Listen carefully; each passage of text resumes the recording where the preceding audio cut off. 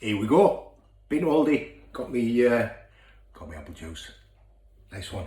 Right, back to the pork. So the pork is actually turned, as you can see, it looks wetter now. That's the process of the sugar and the salt working. So basically it's drawing out some of the moisture and some of the flavouring is going in, which is what we want. Brilliant. So without further ado, just going back to that fat cap as well that we took off. It's quite important to do that. You think it was a bit of a faff on. What we don't want is all the fat rendering off in there and saturating the meat with all that fat. I know people say fat's flavour, which it is, but there's enough fat in there to keep it moist and everything else. So I wouldn't, it's quite important to get that fat cap off. And to make it edible. Obviously you don't want to be eating big chunks of skin and what have you. So most important, get the skin off because you can't eat that. But obviously take the fat off.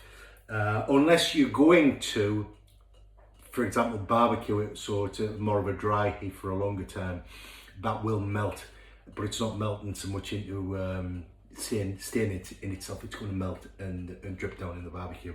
Anyway, enough said. Let's get this in there. So I've got my meat, which is breaking up, which is all good. Get that in there.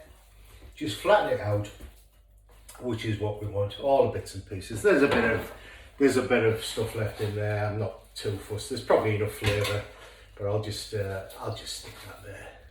Just stick that on. Not too much. I don't want piles of the stuff sitting on top. Just wash my hands because I've been playing with fork, which is good.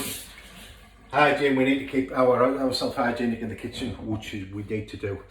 I've cleaned down everything. You know, I'm big into avoiding cross-contamination. So when you're handling, you know, meats and things like that, to always keep away from cooked foods and salads and bits like that, raw meats.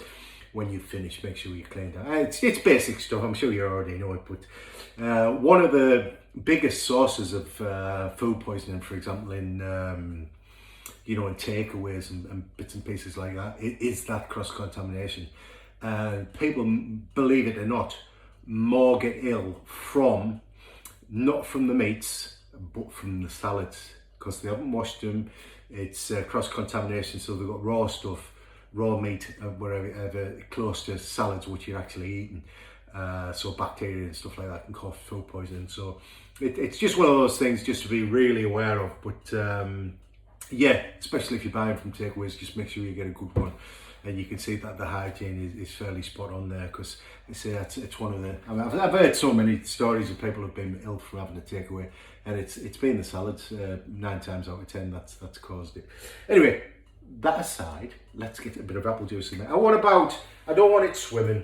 I'm just going to put half a cup in to start with, and see where we go. It's about 100 ml, half a cup. And you know what, that's fine, half a cup's fine. What happens is when it starts cooking, we're going to clamp the lid off and we're not going to touch it now. 46 hours. When it starts cooking, it starts exuding a lot of moisture from the meat, releasing its own meat moisture, which at the end we're going to kind of separate.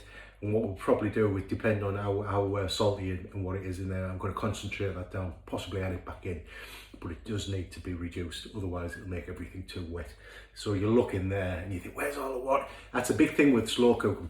Always put less, when you're cooking a meal, always put less liquid in than you possibly think, because you end up with, once you've cooked things down, because it's all sealed, it releases its liquid, and you end up with a pile of liquid in there that more than what you need.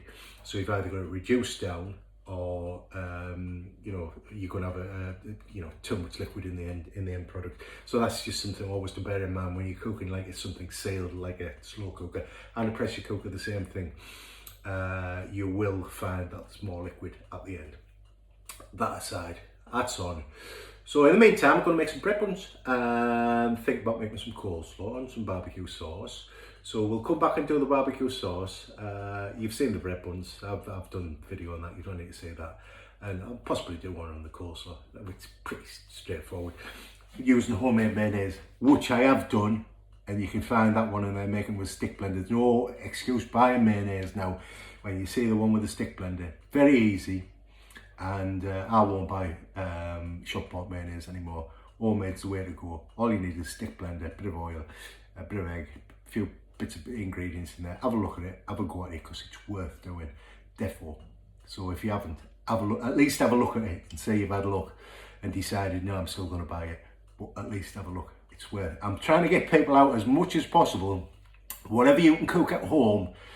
Yeah, I know your time constraints, don't get me wrong. I know everyone's, sometimes people are time poor and they haven't got the time to do these things. And you think, well, it's all right for you, isn't it? Hey, you want to have my little dog? Yeah, man. She has me out 8 times a day. It's like being in a full-time job. I wish I got paid as a dog walker for my dog and as a cook in here. Man, I'd be on a fortune. And anyway, I'm just a poor old pensioner. But anyway, I won't give you the sob story. Yeah, I could see you reaching for the tissues there. Not, I know, yeah. So yeah, I know people are time poor, but if you can, and it's one of those jobs, if you can do it like on a weekend, for example, or whatever, it'll stay in the fridge for a month once you've made it, homemade mayonnaise. But as much as possible, doing things yourself, that's what this is all about. It's like, instead of reaching for the jar, like I say, jars have their place in this world, and it's generally on the supermarket shelves. But no, I never judge anyone for using it, because I've done it in the past. I've done it for many years with the kids growing up. But once you try and do it yourself, you think, oh, that was easy.